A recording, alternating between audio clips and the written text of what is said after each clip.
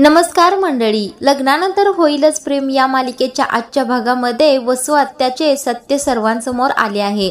वसू आत्या तर इथे वेड्यासारखंच करायला लागलेले आहेत।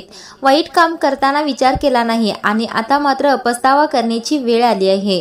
वसू आत्या इथे आता नंदिनीने सर्व पुरावा समोर आणल्यानंतर वेड्यासारखंच करायला लागले आहेत। एकेकांनी मला प्रश्न विचारला ना, मला बोलायला भाग पाडलं।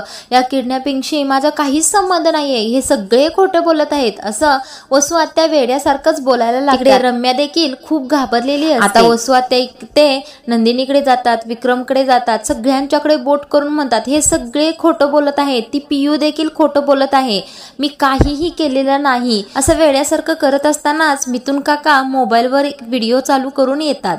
त्या व्हिडिओमध्ये वसू आत्या पियूला चांगलाच दम देताना दाखवला आहे। आता तो व्हिडिओ मोठ्या आवाजात सुरू असतो, सर्वजणच त्या व्हिडिओकडे पाहत असतात। त्या व्हिडिओमध्ये वसू आत्यानी पियूला चांगली धमकीच घातली आहे। आता या व्हिडिओमुळे तर वसू आत्याच चुकीच्या आहेत। वसू आत्यानीच नंदिनीला किडनॅप केलं होतं हे सिद्धच होतं। आता इथे वसू आत्या पियूला म्हणतात, बोल तू काय ऐकलं होतंस? त्या दिवशी माझ्या रूमच्या बाहेर तूच होतीस ना, तूच काहीतरी ऐकलं होतंस, काय ऐकलेस ते पटकन सांग। त्यावेळेला पिहू म्हणते, हो मी ऐकलं होतं, त्या दीपकच्या साह्याने नंदिनी ताईला तुम्ही किडनॅप करणार होता। आता हे ऐकलंस का तू? हे ऐकलंस का? आणि खाली जाऊन हे सर्वांना तू सांगणार होतीस का? असं वसू आत्या पिहूला म्हणत असतात। पिहू म्हणते, नाही नाही मी सांगणार नाही, सांगायचंच नाही, हे घर माझं आहे, ह्या घरात मी राहू देणार नाही तुम्हाला, असं वसू आत्या ते पिहूला धमकी घालत असतात। हा सगळा व्हिडिओ मिथुनच्या मोबाईल मध्ये झालेला असतो। आता ही वसू आत्या पिहूला धमकी देतेली दम देतेला व्हिडिओ मिथुन काका सगळ्यांनाच दाखवत असतात। आता मात्र सगळ्यांचे डोळे चांगले उघडलेले असतात। वसू आत्यानीच नंदिनीला किडनॅप केलं होतं हे सर्वांसमोर आलेलं आहे। आता वसू आत्या चचन पप करून काहीच उपयोग नाही। इथे मिथुन काका म्हणतात, जीवा मी तुला फोनवर ज्या व्हिडिओ बद्दल सांगत होतो ना, तो हाच व्हिडिओ आहे। आता इथे पिहूने वसू आत्या दम देताना व्हिडिओ करत्याला सीन दाखवला आहे। आता इथे मिथुन म्हणतो, माझ्या मोबाईलची मेमरी फुल झाली होती आणि काही फोटो डिलीट करताना हा व्हिडिओ मला सापडला। आता इथे मिथुन देखील वसू आत्यांवर चांगलाच ओरडायला सुरू करतो। वसू आत्या आता यावर तुमचं काय मत आहे?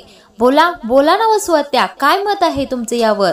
बोला, काहीतरी बोला असं म्हणत असताना वसू आत्या पटकन मानिनी करत मानिनी समोर जातात। आता ही मानिनी तर खूपच चिडलेली असते, त्यामुळे वसू आत्या तिच्या समोर गेल्यावर सगळा राग एक कानाखाली देऊनच काढते मानिनी। हे दृश्य पाहून रम्या तर तोंडाला हात लावते, सगळ्यांचे डोळे उघडेचे उघडेच राहतात।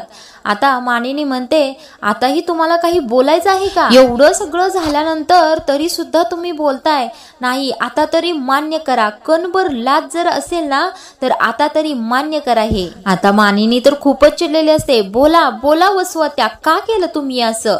तर वसू आत्या पटकन म्हणतात, माझ्या रम्यासाठी केलं मी हे सगळं, पार्थ आणि रम्याचं लग्न होण्यासाठी मी केलं हे सगळं, माझ्या मुलीसाठी केलं ग हे सगळं। आता मात्र वसू आत्या रडत रडत पुन्हा सगळं सांगायला लागतात। खरं तर हे नाटकच असतं, पण आता करणार तरी काय म्हणून हे सुरू केलेलं असतं। जगात फक्त रम्या तुम्हाला मुलगी आहे का वसुताई? काव्या नंदिनी कोणाच्या मुली नाही आहेत का? आता इथे जीवामध्येच बोलतो, एवढं करून देखील झालं का पार्थ दादाशी तिचं लग्न? त्यावेळेला वसू आत्या पटकन जीवा पुढे जातात, नाही झालं ना, नाही झालं। आणि काव्या आणि नंदिनीकडे हात करून वसू आत्या म्हणतात, ह्या दोघी आल्या सुना बनून ह्या घरामध्ये, तुमचं कुणाचं काहीही वाईट झालेलं नाहीये ना, तर करा ना माफ मला, असं म्हणतात। आणि विक्रम समोर वसू आत्या जाऊन उभी राहते। आता इथे वसू आत्या म्हणतात, मला कोणालाही मारायचं नव्हतं, मला फक्त किडनॅप करायचं होतं। आता समोर येते ती म्हणजे काव्या। काव्या म्हणते, फक्त किडनॅप करायचं होतं का? किडनॅपिंग मुळे आमच्या सर्वांचं भविष्य उद्ध्वस्त झालं आहे, आमच्या स्वप्नांचा चुराडा झाला आहे। चिडलेली काव्या वसू आत्याचा गळाच धरते। आता ही भडकलेली काव्या काही केल्याने गळा सोडायला तयार नसते। पार्थ म्हणतो, अहो काव्या काय करताय, सोडा। जीवा म्हणतो, काव्या काय करताय, सोड त्यांचा गळा। तेवढ्यातच विक्रम देखील म्हणतो, अगं काव्या काय करते, सोड दिला। आता इथे काव्या मात्र खूपच भडकलेली असते. ती रम्या म्हणते, अरे कुणीतरी हिला बाजूला घ्या, मारून टाकेल माझ्या आईला. कसं बस वसू आत्यांचा गळा काव्याच्या तावडीतून सुटतो. इथे मात्र सीन खूपच खतरनाक दाखवला आहे. आता इथे नंदिनी पाण्याचा ग्लास घेऊन वसू आत्यांच्या समोर येते. खरं तर ते पाणी तिने पिण्यासाठीच आणलेलं असतं, पण या वाईट कृतीच्या वसू आत्यांना वाटतं की ते पाणी ती माझ्या चेहऱ्यावरच फेकणार आहे, म्हणून चेहऱ्यावर हात ठेवतात. पण नंदिनी म्हणते, हे घ्या पाणी, पिऊन घ्या. आता इथे नंदिनीने दिलेलं पाणी वसू आत्या पितात. चांगलाच अटॅक काव्याने केलेला असतो, त्यामुळे खूपच त्रास वसू आत्यांना होतो. आता इथे नंदिनी म्हणते, मी काव्याला तर अडवलं आहे, पण ती काय खोटं बोलत होती, ती तर खरंच बोलत होती ना. आता इथे नंदिनी म्हणते, तुम्ही खेळात आमच्या आयुष्याशी. पार्थची स्वप्न, काव्याचे शिक्षण, माझी आबरू आणि जीवांची इच्छा सगळंच काही संपवून टाकलं तुम्ही. फक्त तुमच्या किडनॅपिंग मुळे उधळलं गेलं सगळं. लग्न म्हणजे किती सुंदर सोहळा असतो, पण आमच्या चौघांसाठी जिवंतपणी भोगलेलं मरणच ते ठरलं. कित्येक रात्री आम्ही चौघं झोपलो नाही, जेवलो नाही, जिवंत प्रेतासारखे जगत राहिलो आम्ही. आणि तुम्ही वसू आत्या फक्त एक प्लॅन आखून आमची मजा बघत बसलात. खिल्ली उडवली तुम्ही आमची. आमच्या नशिबाच्या रेखा तर खोडूनच टाकल्या तुम्ही. मी तुम्हाला कधीच माफ करणार नाही वसू आत्या. आता इथे नंदिनी खूप चिडलेली असते. तुम्ही फक्त चूक नाही केली, तुम्ही आम्हा चौघांच्या गुन्हेगार आहात. माफी चुकीला असते आणि तुम्ही फक्त माझ्या नाही तर आम्हा चौघांच्या गुन्हेगार आहात. आता नंदिनी खूप रडत असते. आता नंदिनी विक्रम समोर जाते, हात जोडते, रडत असते आणि म्हणते, बाबा मी चुकीची नव्हती. मी खरंच तुम्हाला सांगत होते. मी काही चुकीचं बोललो असेल तर मला माफ करा, पण मी चुकीची नव्हती, विश्वास ठेवा. आपली पिहू सुद्धा खोटं बोलत नव्हती, पिहू सुद्धा खरंच बोलत होती. आता इथे पाठीमागा झालेला सीन दाखवला आहे. आता पिहू या सीन मध्ये म्हणत असते, नंदिनी वहिनी नको ना मला यात ओढू. विक्रम मामा, वसू मावशी असं मला काहीच बोलली नव्हती, असं पूर्णपणे खोटं बोललेलं पिहू सीन येथे दाखवला आहे. आता इथे नंदिनी रडत रडत म्हणते, वसू आत्यांनी त्या दीपकच्या मदतीने मला लग्नातून किडनॅप केलं होतं, त्या चुकीच्या आहेत, मी नाही. ती हात जोडून रडत म्हणते, मी चुकीची नाही, मी बरोबरच आहे. आता विक्रमला पाठीमागे नंदिनीला बोललेला सीन दाखवला आहे. विक्रम नंदिनीला रागाच्या भरात खूप काही बोललेले असतात, ते देखील दाखवलं आहे. आता इथे विक्रमला सगळ्या गोष्टींचा पस्तावा झालेला असतो. नंदिनीला छान आपल्या जवळ घेतो आणि स्वतःही रडतो आणि नंदिनीला शांत करण्याचा प्रयत्न करतो. आता मात्र इथे वसू आत्यांचं काही खरं नाही. समोर येतो आणि म्हणतो, वसू सगळी हद्द पार केलीस, तू माझी बहीण, तू माझी ताई आहेस, म्हणून सगळ्या जगाशी मी बोलत राहिलो, पण तू हे जे काही केलंयस ना त्यासाठी तुला माझ्याकडे अजिबात माफी नाही. आणि माफ आपल्या माणसाला करतात, तू माझी कोण आहेस असं म्हणतो विक्रम. म्हणजेच बहिणीचं नातं तोडून टाकतो तो. आता इथे वसू आत्या रडू लागते. आता इथे चिडलेला विक्रम म्हणतो, तू माझी बहीण होतीस पण आता इथून पुढे नाहीस. आता इथे वसू आत्या म्हणते, असं नको रे बोलूस. तेवढ्यातच विक्रम त्या राखीला हात लावतो. पटकन ती हातातून राखी काढतो आणि म्हणतो, ही राखी बांधताना तू माझ्याकडे विश्वास मागितला होतास ना, पण तू त्या विश्वासाला तडा घालवला आहेस, तू माझा विश्वासघात केला आहेस. त्यामुळे या राखीच्या धाग्याला आता कसलंच काडीमोल सुद्धा राहिलं नाही. आता मला तुझी कुठलीही गोष्ट नकोय, अगदी तुझी ही राखी सुद्धा मला नकोय. त्या राखीची गाठ एवढ्यासाठी सैल झाली होती कारण ती बांधताना तुझ्या मनामध्ये काळबेरं होतं, असं म्हणून विक्रम रागाने ती राखी फेकूनच देतो. आता ते पाहून वसू आत्या चांगलीच चाचपाडलेली असते. आता विक्रम रागारागाने खिशातील मोबाईल काढतो आणि पोलिसांनाच फोन करतो असं म्हणतो. आता इथे वसू आत्या रम्या हात जोडून म्हणतात, नको रे, नको असं करूस. आता इथे वसू आत्या म्हणत असतात, नको ना, नको रे असं करूस, मी पाया पडते तुझ्या. रम्या म्हणते, मामा नको ना असं करूस.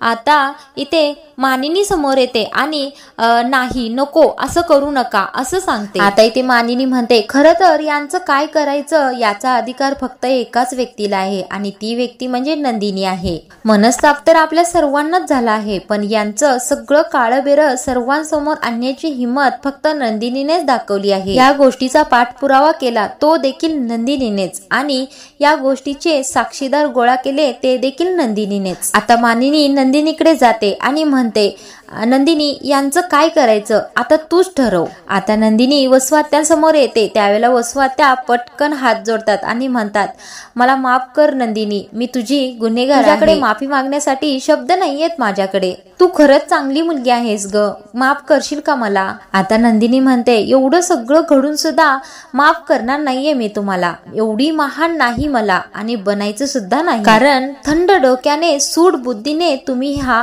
प्लॅन केला आहे, त्यामुळे मी तुम्हाला कधीच माफ करणार नाही आणि तुम्हाला शिक्षा देण्याचा हक्क फक्त मला एकटीला नाही, या घरातील प्रत्येक व्यक्तीला आहे। आता इथे काव्या म्हणते, काय शिक्षा करतेस ताई यांना, सरळ घराबाहेर काढा। आता इथे विक्रम म्हणतो, नाही, घराबाहेर नाही काढू शकत आपण त्यांना, कारण जितकं माझ्या नावावर हे घर आहे तितकंच वसुंधरा शितोळे हिच्या नावावर देखील आहे, त्यामुळे या घरावर माझ्या इतकाच हिचा देखील अधिकार आहे। आता ही आणि हिच्या संबंधित कुठलीही गोष्ट नकोय मला, असं चिडलेला विक्रम म्हणतो। शिवाय हिच्यासारख्या मूर्ख आणि घाणेरड्या वृत्तीच्या बाईसोबत राहणं आपल्या सर्वांना धोकादायक आहे, त्यामुळे आपण हिच्यासोबत राहायचं नाही। हिला हिच्या मुलीचं लग्न पार्थ सोबत करायचं होतं आणि ते ओरबाडून घेण्याचा प्रयत्न केला। उद्या आता असे म्हणेल की हे घर सुद्धा माझंच आहे आणि मला हे घडायला नको, मी आजपर्यंत माझ्या मुलांच्या सुखाचा विचार केला आणि आता सुद्धा इथून पुढे करणार, त्यामुळे आपण या क्षणाला या घरातून निघून जायचं आहे। माझी मुलं, माझ्या सुना आणि माझी बायको तुझ्या या घराचा भाग नसू आजपासून, मला हिचा चेहरा सुद्धा बघायचा नाहीये, हिचा चेहरा पाहण्यापेक्षा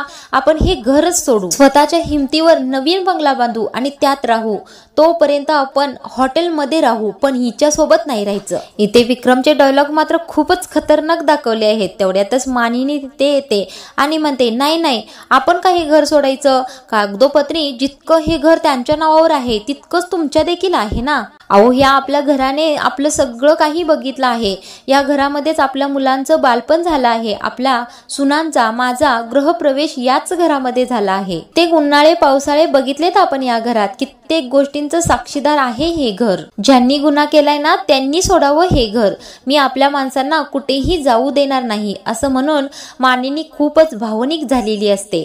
आता इथे नंदिनी बोलते, बरोबर बोलताय आई तुम्ही, कुणीही घर सोडायचं नाहीये, आपण कुठे घर सोडून जायचंय ना वसुआत्यांना पोलिसांना द्यायचंय, कारण यांना पोलिसांना दिलं तर आपल्या घराची बदनामी होणार आहे आणि नाही दिलं तरी सुद्धा तेच होणार आहे। आता इथे काव्या बोलते, ताई काय बोलतेस तू, एवढं सगळं करून सुद्धा यांना शिक्षा द्यायची नाही।